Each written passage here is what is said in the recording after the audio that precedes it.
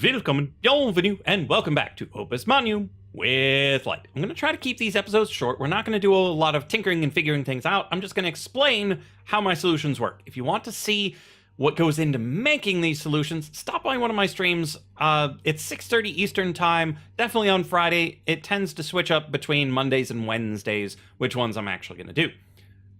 But here we are. We're revisiting the stabilized water because I discovered that the insalinator is not as optimal as I thought. We can actually shave 2 cycles off of it. So to remind you of the insalinator, it passes it down the line and into the bin. It seems pretty darn quick. And asymptotically, it's optimal. So as it runs into forever, it creates the product as quickly as possible. It just keeps dumping it in as fast as you can generate the inputs. However, this cycle score is not asymptotic. It includes each of the steps along the way to production. Not just the rate at which you produce the final product, but also the lead up and the exit. So, in general, to get a nice score, you want to optimize how often you create the product. For example, in El Garbaggio,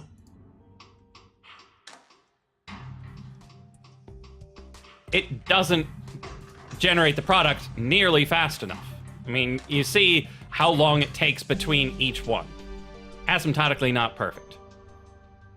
The insalinator, asymptotically perfect, but if you really want to get down to that lowest possible cyclage, you need to concern yourself with how it gets to where it's going. And here we are with a replacement of the arms that were passing them down the line for rails. These tracks help you to speed things up because anytime you're passing from arm to arm, you have to drop it and then pick it back up and drop it and pick it back up. Whereas with the arms, you grab it once and then you just carry it down the line.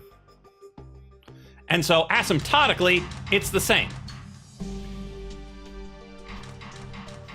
You keep producing the product at the speed that you produce the inputs. But since it's faster to get from here to there, you just have that little bit of saved time, either at the beginning or the end, depending on how you think about it. And so when working on your own designs, if you're trying to shave things off, think about switching out arms for tracks and other sorts of tricks where you can move a little bit quicker right at the beginning or end.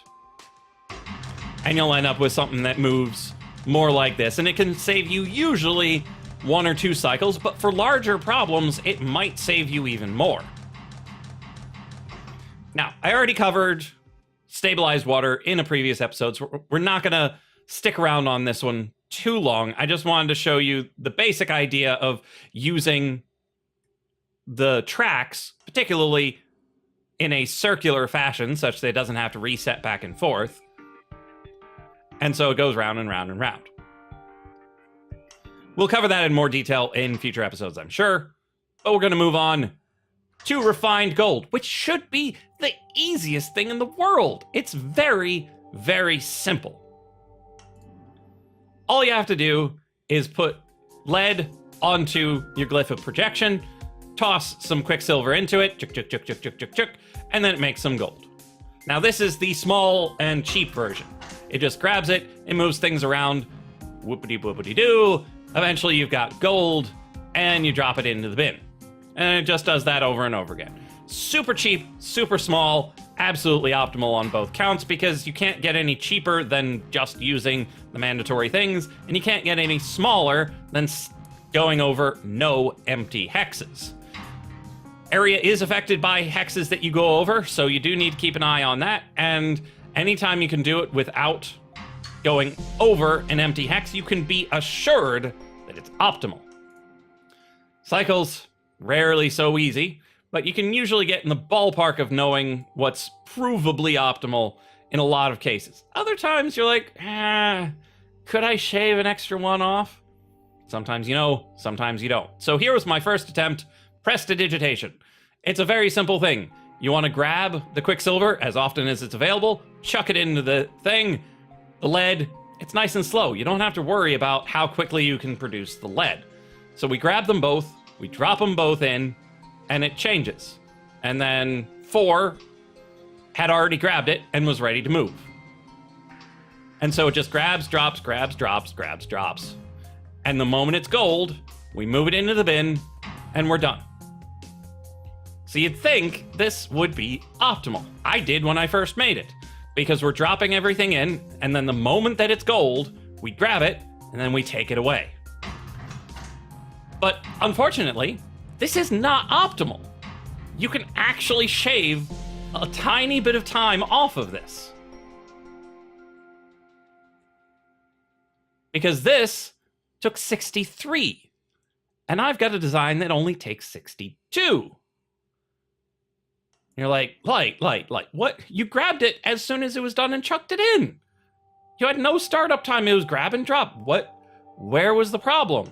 Well, it turns out that the glyph of projection has an odd little quirk to it. That we're going to start off the same way we did before. We grab the lead, we grab the Quicksilver, we grab and drop the Quicksilver every time it's available. But right here, we're going to grab the silver. We haven't dropped this yet. We're still holding on to it. As we drop it, we're going to move the silver as it turns into gold. So it transforms as it's moving. It doesn't save much, but it saves a cycle, and when you're trying to be optimal, that one cycle makes all the difference. Because it doesn't save anything asymptotically.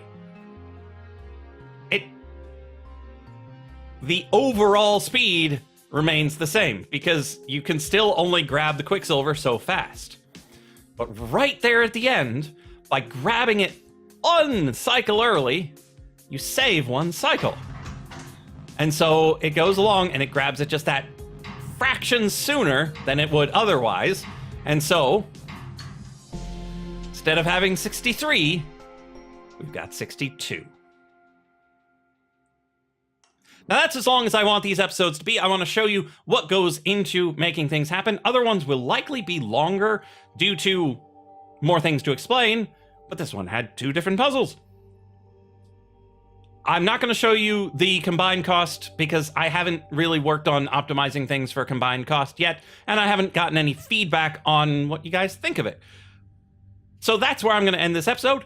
Thank you for being here. I will see you in the next episode of Opus Magnum with Lyte.